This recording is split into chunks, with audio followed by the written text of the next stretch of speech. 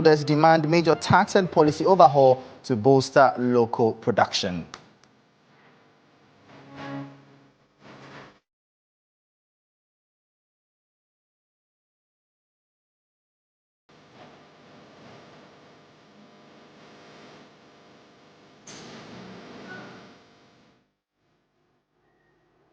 Remember that Business Focus is proudly sponsored by Telecel and EcoBank. Now, every day people face different emergencies: police emergency, fire emergency, medical emergency, you name it. But many Ghanaians don't know their emergency numbers. Well, here's one you'd always want to remember: star 770 hash. Yes, star 770 hash is a new EcoBank money emergency number. Star 770 hash gives you instant access to loans, fund transfers, utility payments, airtime and data purchases, and so much more even without data. So there's no need for you to panic when you find yourself in any money emergency. EcoBank will always come to your rescue. So dial star 770 hash now for solutions to your money emergencies. EcoBank, the Pan-African Bank and proud sponsors of Business Focus. Now, before we segue straight into our topic for today, we'll bring you updates quickly now from the currency, the commodities market, as well as the treasury bill market. So we'll turn our attention now to the currency front, where the dollar currently will be bought from you at 10 cedis 89 pesos. So to you at 10 cedis 90 pesos. The pound, on the other hand, will be bought from you at 14 cedis 31 pesos. So to you at 14 cedis 32 pesos, and the euro also will be bought from you at 12 cedis 55 pesos. So to you at 12 cedis 56 pesos. I'll be guided that these figures will be much higher at a forex bureau near you. We'll turn our attention now to the commodity front, where the price of cocoa is currently at $6,571 per ton. It went up by some $420. Gold, on the other hand, is now at $4,008 per ounce. The price has been up by $5.43. Crude oil, on the other hand, is selling at $65.02. It's trading it's been up by $0.25. Increases across the board. Interesting development, especially for countries like Ghana that export a lot of these materials in their raw forms. We'll see how all of that translates into expected earnings from those particular sectors. But on the 91-day Treasury bill front, it's trading at 10.81%. 182-day bill is at 12.49%. 364-day bill at 12.95%. All trading above the inflation rate at the moment. However, despite the somewhat increase in the rate, government is still not able to meet its revenue targets. But, well, industry players say it's a good thing because at least it frees up the space for private sector funding. We'll explore that in our subsequent shows. But this is Business Focus here on TV3 with me, Ogbodu. We'll go for a quick break. When we come back, we'll delve straight into our conversation for today. Don't go anywhere.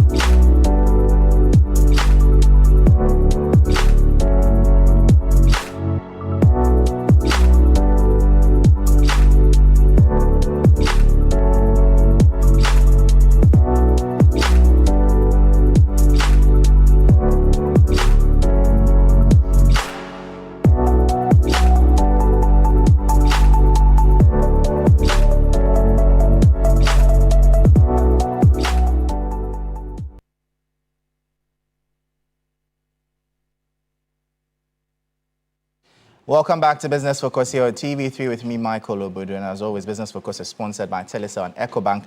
And just gone by were some tidbits from EcoBank on planning for your retirement. But every day, people face different emergencies: police emergency, fire emergency, medical emergency, you name it. But many Ghanaians don't know their emergency numbers. Well, here's one you would always want to remember. That's star 770 hash. Yes, star 770 hash is the new EcoBank money emergency number. Star 770 hash gives you instant access to loans, fund transfers, utility payments, airtime and data purchases, and so much more even without data. So there's no need for you to panic when you find yourself in any money emergency. EcoBank will always come to your rescue. So dial star 770 hash now for solutions to your money emergencies. EcoBank, the Pan-African Bank.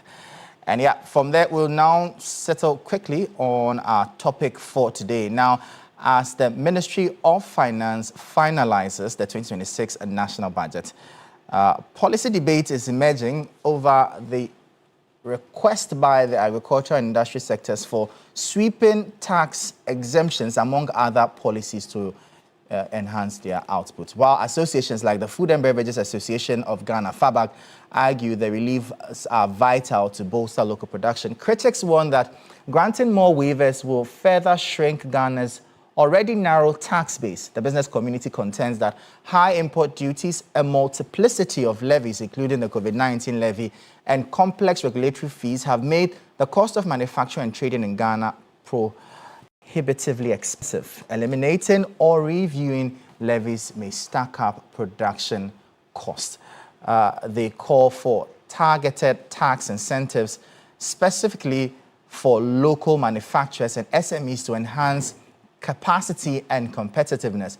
Agric and industry sectors are calling for no new taxes, according to the sector representatives. These measures are not a loss to the state, but rather a necessary investment to stimulate investment, create jobs, and bring more businesses into the economy. Well, to help us digest today's topic, I have in studio with me Bismarck Tete Owusu-Norte.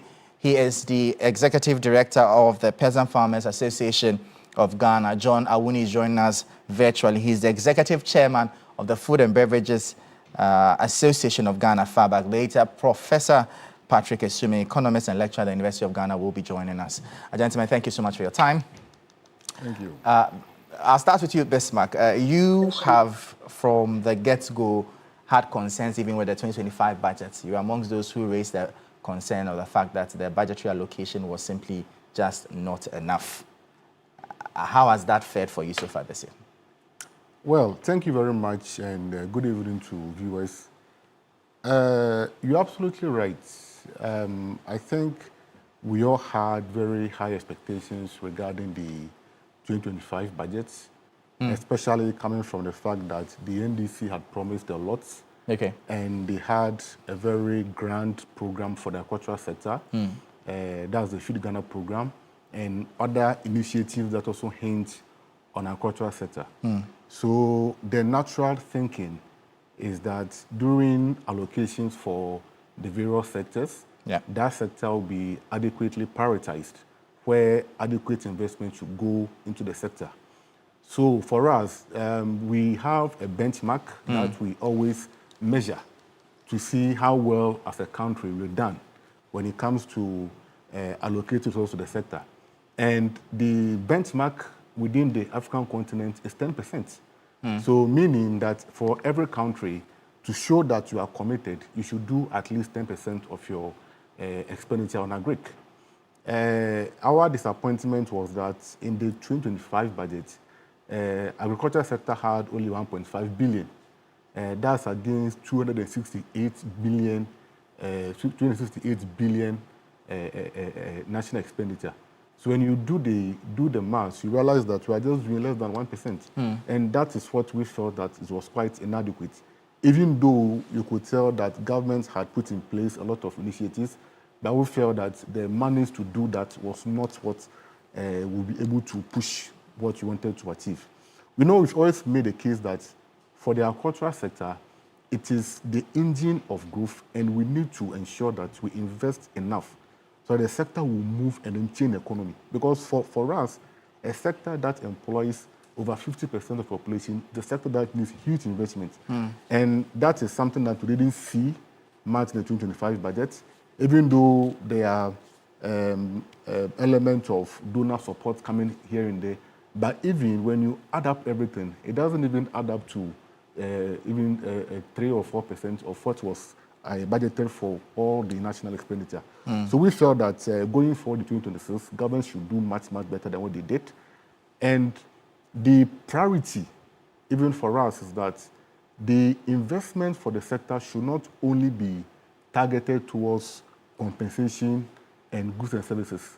That hits a chunk of the budget, right? Where you realize that a lot of the investments are going to paying of salaries and buying of inputs, fertilizer and seeds. Those are necessary, but those are not the critical areas that we need to catalyze the sector. So for us, the argument has been that the investment should be more focused on capital expenditure. How do we ensure that we put up more irrigation facilities, more mechanization centers, more warehousing, more feeder rows? Those are the things that our farmers currently lack. And we are of the view that when the focus is centered around those particular investments, that should be the catalyst to drive agricultural transformation that we all want, where we will be able to produce enough for ourselves and reduce our dependency on food import that we are currently battling with. Okay. Now, we'll just put on the screen quickly for you the budgetary allocation for 2025 from this particular government. I believe it was about 2% of the budget or so. So it was 2.9 billion cedis that was allocated for the sector. Amidst this 2.9 billion Ghana cedis, we've seen food inflation drop significantly. At the moment, as we speak, inflation is at below 10%. And that's largely because food inflation also has reduced significantly. So wouldn't you say that despite the limited budgetary allocation, this government has done well in still bolstering the sector? Because you have released a statement today over food gluts. Yeah. So maybe they found a way to make the most out of it. And your association too has really sung the praises of this minister too. Don't you agree? Well, I think that's actually true. Okay. Even in our proposal for input into the budget, we actually made the fact that despite this disappointment that we expressed, there were still some initiatives that were taken by the government that at least reduced the burden a bit for smallholder farmers, and that is what is also incentivizing production. For instance, even though we know the Feed Ghana program is here to take full shape, we witnessed some input allocation across the country, which farmers benefited.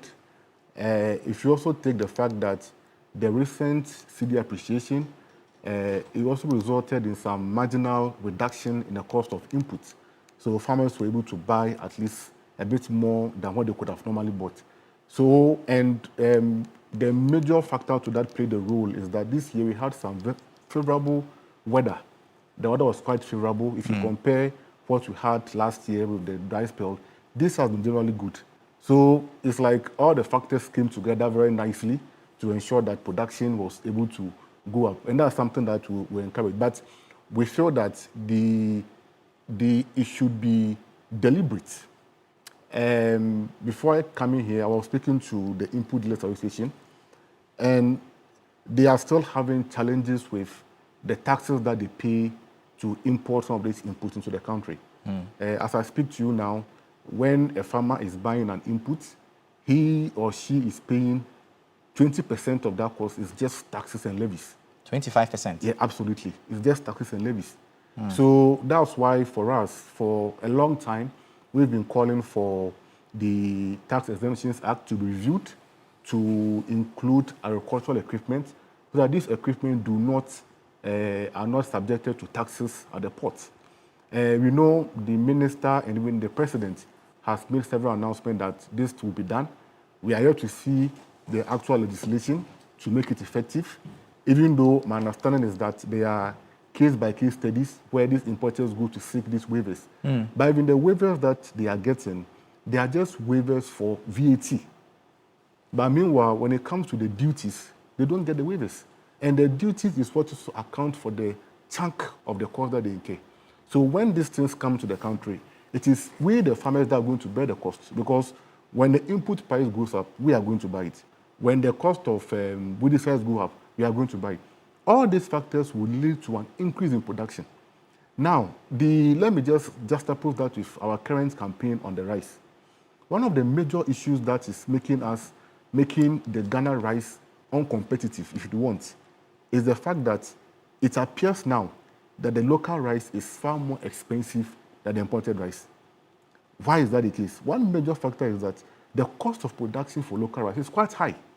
So by the time farmers are able to harvest the rice, the cost that they will need to sell the rice to recover their investment, that cost, when you add up to the other costs with the milling and the bagging, it will result in the local rice being marginally higher than the cheap imported rice. Isn't it that you are not maximizing your output? Because I know that JICA is running a program with some of your rice farmers to help improve your seeds so that you can, for instance, multiply your output by about 50 to 100%. So maybe there's more to it than but seeds, the cost of seeds account for less than 10% of the cost of production. But if you had the right seeds to increase your outputs, it would help reduce your cost of production, basically. I agree. There are several factors. Yeah. The seed, the fertilizer, the land preparation, the harvesting equipment, all those things account. And the major problem to post-harvest losses.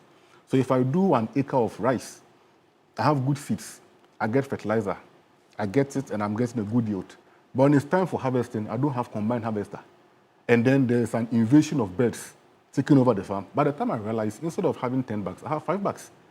So even though the seed has reduced my costs, even though fertilizer cost has gone down, the other factors would have accounted for it to the extent that I cannot get the maximum output. So it goes beyond just having lower price of seed and fertilizer. There are other factors along the value chain that if not worked well as a country, we feel that the focus and emphasis should be on those factors, so that on a whole scale, Ghanaian farmers are relatively better and are more competitive. They spend less. Even, for example, if a farmer decides to even take a loan to go into production, the question you ask yourself is, what is the average interest rate on that loan? We are taking not less than 30%, 32%. This is the same farmer who is supposed to compete with his fellow farmers in Vietnam, in Thailand, who are taking more or less like interest-free loans. So by the time they are done, they have even spent far less than what we, the Ghana farmer, will spend. So the factors that are accounting for this, they are enormous.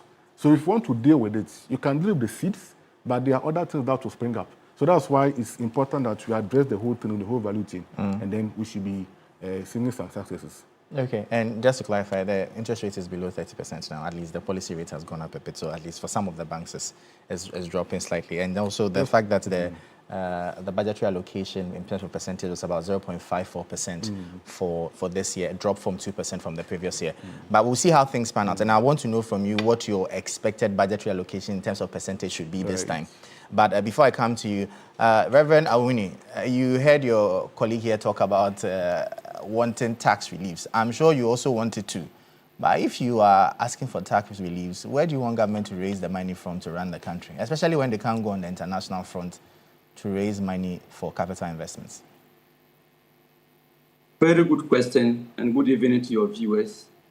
I wouldn't say that we are looking for tax reliefs specifically.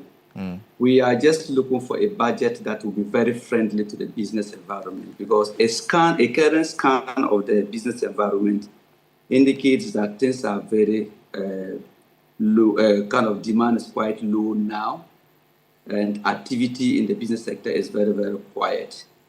You will also notice that essentially there's a very much increase in smuggling activities, because the tax level at the Tema ports and then the ports are generally very high. Then you also notice that basically the port procedures are also kind of quite complicated for now. And so what we will be looking for is not necessarily tax reliefs. We are looking at issues of the simplifying the port processes. We are looking at the issues of basically ensuring that nuisance taxes like the COVID-19 levy, that should be removed, because COVID has passed and gone long since. we are looking at issues of even the container fumigation and fees. This container fumigation thing was introduced sometime around 2019 or so, basically to ensure that it can combat the entry of any outbreak of some diseases and whatever not. It has passed, and it appears it has come to stay. So there are some elements generally the finance minister should be putting his hands on to look at it with the inner motive of just creating some bit of space in the business sector so that people can be able to operate, and then people can be able to sell, and they can be able to pay more. You know, generally in economics, sometimes people think that when the taxes are higher, you will make more money, but it's not so general. When you do a bit of study of economic literature, you realize that countries that normally deal with lower taxes tend to rake in more of the taxes. But our current tax regime is kind of punitive. So people want to avoid. That is why we have high-level smuggling happening at the Togo border and the Ivorian border currently, because people want to avoid this. Bring the goods in and sell them below the required market price, and they can make their turnover as quick as possible. So we will not ask for just tax exemptions and all that, because we are very much aware of the obligations of the government to meet revenue targets, most importantly, as we are within the IMF framework. Even then, also, the government will need a lot of money for development. Our health infrastructure is not in good shape. Like my brother talked about, agric requires a lot of money, and then we talk about education. When you look at even the energy sector, look at the debt that is ridden with the IPPs, the energy sector. It's a huge debt-ridden sector, and so we know very much aware that the government will need a lot of money to deal with that. So I wouldn't generally say that low tax relief, that will be quite, as a development economist, I wouldn't look for that. I would rather say that let there be some kind of a realignment of some of the taxes, simplifying of the processes, and most specifically, stabilize if not be able to stabilize the Ghana cedi against the major currencies, particularly the dollar, but make it a little more predictable, that just plus 0.1 or 0.2 or 0.5 plus or minus, make it a little more predictable, because as it is now, you know, the Ghanaian market is a very credit supply market. You supply goods to the market on credit. So if you give it out at a certain exchange rate, and then there's a swift change in the direction of the exchange rate, most particularly when it increases, then you tend to accumulate serious exchange losses. So the predictability of the cedi, it will be something that is required. And on this case, on this particular level, I want to applaud the government for since the beginning of the year till now. They have done tremendously well in getting the exchange rate low and relatively stable. And that is very, very, very impressive, that we need to applaud the government for. We have also looked at the issue of even the power sector. We have not had the issue of doomsaw here and there, lights off, all that. The lights have relatively remained very, very stable, even though the tariffs are very high. And I am currently leading the business front and even some consumers against increase in tariffs, because we think that there must be efficiency in the energy sector. And until we achieve that level of efficiency in the energy sector, we are not going to achieve anything in terms of tariff increment. It will continue to be like pouring water in a leaking bucket. It will never hold. So we are of the view that the government, the finance minister, have to do very, very critical things. We know that by now the framework has been put, the flesh is being put, but we think that they should pay attention to some of these things. Our motive clearly is that we want them to free the private sector. We want them to free the space so that business can be done well. So no new taxes should be introduced in the year 2026, not necessarily in the budget, but in the course of the year, let there not be any new taxes. Let the finance minister promise that, so that people can be able to budget and plan for 2026 well. If this is done, and people can be able to predict it well, my brother, you will find out that the demand will pick up. Currently, we have low demand. Demand has fallen by 70%. People are not buying, whether it is goods, whatever. Yes, recently I was talking to some tile sellers. They said, no, director, nothing is happening. You speak to the rice sellers, nothing is happening. You speak to hotel and restaurants, nothing is happening. So definitely the government needs to take a very, very, very keen Okay. interest in this. Because yeah. All right. So you want COVID-19 levy scrapped, but you are happy with all that's happened so far, even though you expect inflation and exchange rates and the policy rates and the likes to remain on a positive note and some level of business predictability. You also don't want electricity tariffs to go up, but we need the money to get it running. If you don't want to pay more, how can you expect it to be stable? We have never been able, as for paying more, we are already paying more and it's not running well. There are too many meters in the system that are not working. People are not paying. Just this evening, I'm coming from an ECG office where I followed them for over 2 years, where their meters prepaid meters are not working. They have refused to cut. Tenants have left the properties, and then there are negative bills. There are 1,001 of these meters in the system. So let the service sector be improved. The ECG people are telling we don't have meters.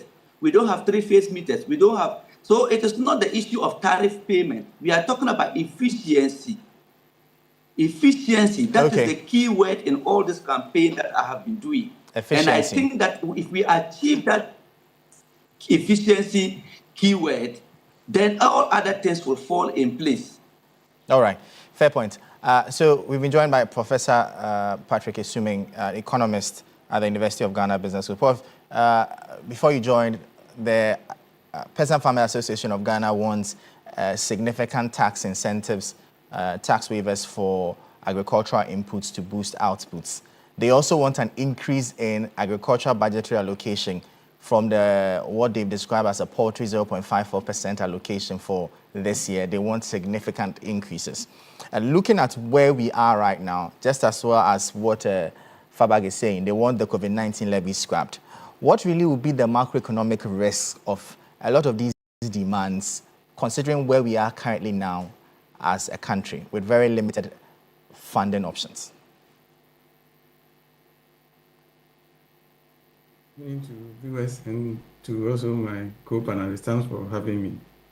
Welcome, sir. Well, I first of all, I agree that more attention should be paid to agriculture. I think raising the agri budget is important because, you know, that's really the base for all the things we want to do going forward, long term, bringing down food inflation, the industrialization drive, all of that, you know, the agri sector is key. Where perhaps I probably wouldn't go into is necessarily giving incentives like that. I think where I think is extremely important is the government to, first of all, providing markets, ensuring that, you know, when the government is procuring, emphasis is placed on domestic production so that you provide them ready markets. Of course, there are areas where some kind of additional interventions, like supporting in the creation of storage systems, and of course, improving access to some of the key inputs that have become a problem in recent times. I think with that, perhaps it won't be as expensive as giving subsidies. The problem with giving the subsidy is that then you have to make sure that it's properly policed, that it doesn't end up in the wrong hands. We've had too much history of that kind of intervention going bad. In terms of how will the budget be able to afford it, it comes down to the VAT reforms that have been promised. Starting all the way in the budget that was read in March, in the media we were told that the reforms are almost done, and we are all hoping that, you know, when it's presented, it will address some of the inefficiencies in the system. You know, we all want government to do support here and there, but ultimately, you know, we are an IMF program, and how much fiscal space the government creates by being more efficient with, you know, the collection, as well as removing the frictions and the exemptions that cause the economy so much. If the government is able to remove that and rake in more revenue, it's in a better position to support the sectors that it has to support. Prof, so you don't agree entirely with the subsidy conversation. What practical option then can we adopt as a country? So I think that's why I've said that, look, if you take this year, for instance, I think the production has been good. The farmers are struggling with markets. We've heard about maize, we've heard about rice, we've heard about other. I think if nothing happens, if we are not able to stop them, or the buffer stock doesn't purchase them, and the farmers lose, that's going to have implications for the next planting season. Has implications for whenever government is trying to encourage more private participation into agriculture. So I think that ensuring that in seasons like this, there's ready market. There's no reason why government agencies, we have school feeding, we have the SHS, free SHS, we have other government institutions that purchase those commodities. I think it's important that all efforts are made to ensure that you are just buying locally. It's not like you don't need any additional government revenue to support this. Whatever has been budgeted for, let's redirect it to support the domestic producers. We give them market, that way they become more efficient, they produce and improve. We're going on and on and on. I think the problem in fact with giving out subsidies is it always ends in the wrong hands. But if you are giving them market, then there's nothing better than knowing that you produce and you don't have to run a loss because the season was good. I think that for me that is something that I would strongly encourage the government to do.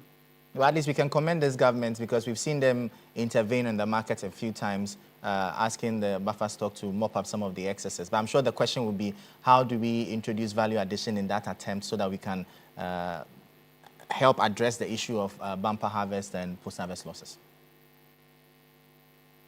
So that's long-term strategy. I think, it's a blessing that farmers on their own are happy to produce and then we generate a bumper harvest. I don't know how, so I think for this particular year, it's probably be a little late to say, if factories are not there, if processing factories are not there, it's too late. You can't set up new processing factories for this year's harvest. But this is time for you to start planning ahead. Some require cold storage, some require, bagging, some require different kind of processing. I think this is where if government is minded to support, whether it's the aggregators or to support with storage facilities or support with the factories that are already in existence and are doing some milling. If you need to support them to expand, you support them to expand. If it means government taking a small stake, let's do that so that, if people are going to invest and they know that their produce will not go to waste. But this is not something you can do over a one year period, unfortunately. Well, you are still watching Business Focus here on TV3 with me, Michael Ogbodu. We'll go for a quick breather. When we come back, we'll continue the conversation. Please stay with us.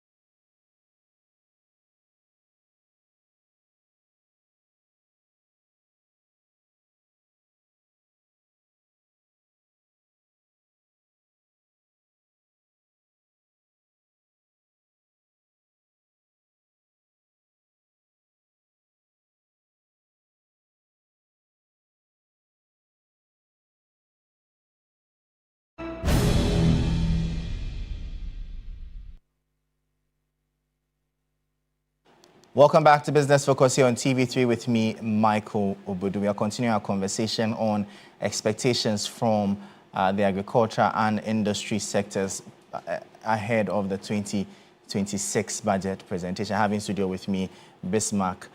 He is the Executive Director of the Peasant Farmers Association of Ghana. Mr. Norty, I know this government had a very elaborate plan for the agricultural sector, especially to tackle this issue of post-harvest losses and excess production. How has that policy in itself fared, and what are your expectations into 2026, especially in this budget? Right. And I think that I would use the current experience that farmers are facing across the country to highlight that particular point. If you look at the Feed Ghana program document, there is a whole component on post-harvest loss management, where there are plans to link producers to markets, link producers to industry, construct storage facilities. I think they are elaborate plans. But I think that in terms of actionalizing those particular plans, we are yet to see it into full force. And that's how come for this particular year, there are a lot of stories about farmers suffering from glut. I think that the immediate plan that government had was to look at NAFCO, that's the food buffer stock, to be the principal agent to mop up the available food. And that in itself was quite commendable, because for a long time we've never seen that happen. So that was one thing that we commend them. But however, I think that maybe they all underestimated the level of production that will happen this year and what happened from last year. And so in the first place, you realize that when the NAFCO guys were talking, they mentioned that they needed not less than 700 million cedis to be able to mop up all the food from the system. Unfortunately, they were given only 100 million, which couldn't do a lot of work. In fact, and then governments have to add another 100 million, which there's the expectation that that should do the work. Even though a lot of us still believe that that amount will not be adequate, considering the glut we have in the system. So I think that going forward, and I agree very much perfectly with Prof, that in as much as you'd want to support farmers with input support, the major thing that we should be looking at is markets. And there have been several research that have proven that when farmers have ready markets, they are able to produce to meet the markets. And I have experiences where we've been able to connect farmers to markets. And even with no kind of support, no kind of input support, once they are assured that when they produce, the market is there to absorb it, everything flows naturally.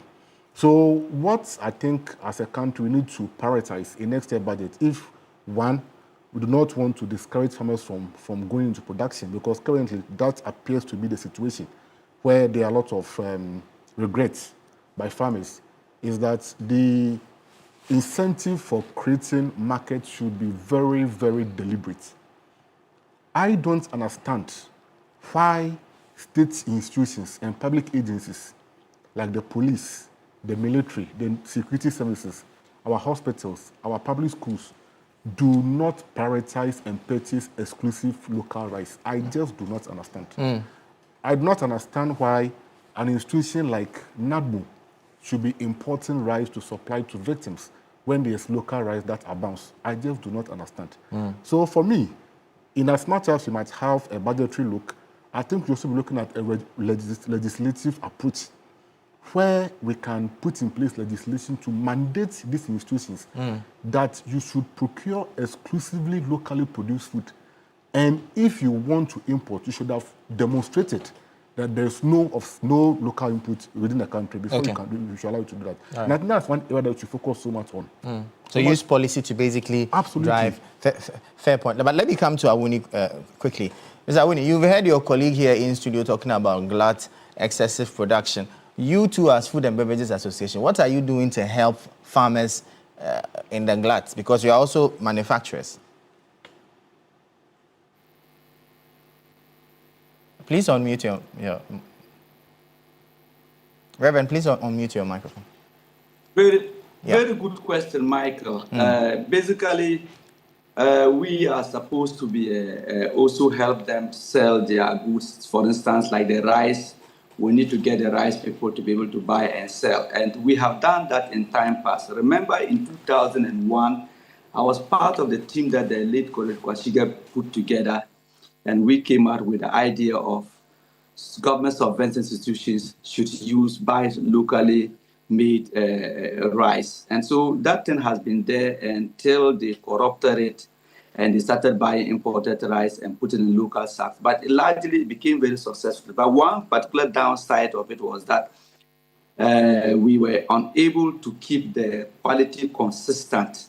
So you will get a certain quantity and sell. When you come back, it's a different quality again. And it looks as if every now and then you have to relaunch the thing. And that is what, at the end of the day, really worried that particular practice from 2001 up to the time that the late Kwashiga left. But it did work so very much well that the Minister of Agri came in very strongly, and that is where, at the end of the day, we're able to reduce rice importation by 30%. So generally, small, it can be done, and we are ready to do that. But it's just the consistency in the quality, and also more specifically, we always say that there's glass. But when one particular supplier comes in, or one particular distributor of local and come and ask for about 100,000 or 200,000 metric tons, or so it will become a challenge. You see, so the thing is there, but you cannot just. We are just dotted here and there, and at the end of the day, it becomes a very big challenge if you want huge quantities. And I am speaking on authority because I was the president of the Ghana Rice Interprofessional Body from 2004 to 2008. And 2004 to 2008, and then it worked. I had the mandate to let this thing work, but it did not work because of this kind of issues. So for you, it's an output and quality conversation. When these two are addressed, it will be easy for associations like yourself to actively get involved in helping. Okay, so whilst we're talking, Mr. McNulty was taking notes, so hopefully the Peasant Farmers Association would hear of this and begin to address that. But Prof, finally to you. So from your economic perspective, what would you say briefly are your key expectations from the government for the agri sector and manufacturing to ensure that we see the kind of growth that we want that will create the jobs, grow the economy, and still improve the fiscal position of this country? Well, I'm glad on the point that was made before you came to me. Linkage. So I think that we need to develop the economy such that when agri does well, industry does well. When industry does well, agri does well. And that means, I think a conversation like is happening. The beverage producer, the beverage association speaking to farmers that they supply from, coming to an arrangement, agreeing on the quality, and then making sure that everybody keeps their part of the bag. Then I think in that front, what government can do is to just encourage, even if it's small, minor incentives, that maybe investment tax credit here and there, that if you are a local beverage and you are sourcing locally, you are sourcing inputs, you are replacing your imported input with locally produced input. Okay, at the end of the year, investment tax credit, 2%, 5%. You offset part of that against your tax obligations. Things like that to ensure that the economy, the local economy is interlinked, and that when there's progress anywhere, it pulls everybody along. I think that's very important. The other thing I would say is that if you look at the government spending plans, the first year, the government has succeeded in more or less reining in on the growth of the expenditures. But, you can only do that kind of thing in 1 year, in the first year after you've won the election. Now, the expectation is that you have to begin to implement your plans. So I think this is where we really want to see, yes, we put a big document there, Grow 24, as part of the whole 24-hour economy. we need to begin to see things being implemented. And then we hope that it will be done more professionally. Government support doesn't go to the wrong places. It doesn't go to the wrong people. We have the associations that are already there. They know their members. They know who is growing what. If government want to give any support, it's important that it rolls through them. There's no need to create additional secretariat, additional bureaucracy. Okay. That things will end up going where it shouldn't be going. So that would be my final thoughts on that. Okay. And hopefully we hope that they are able to find a sustainable way to finance these infrastructure projects that you are talking about. That will not worsen our fiscal position as a country, because we still are our debt levels are still quite concerning, as well as the fact that our ratings are not out of the woods yet. So it means that external capital will still be quite expensive. We'll see how all of that pans out, especially in this budget. But thank you so much, Professor Patrick Esuming. He's an economist with the University of Ghana. And I had in studio with me Bismarck Norte. He is the Executive Director of the Peasant Farmers Association of Ghana. Also joining us via Zoom was Reverend John Awuni. He is the Executive Director of the Food and Beverages Association of Ghana, FABAC. Thank you so much, gentlemen, for your time. That'll be all for today's edition of Business Focus here on TV3. For more business stories, please visit our website, s3news.com/business. I am Michael Ogbodu. Catch you same time next week. And as always, please stay safe.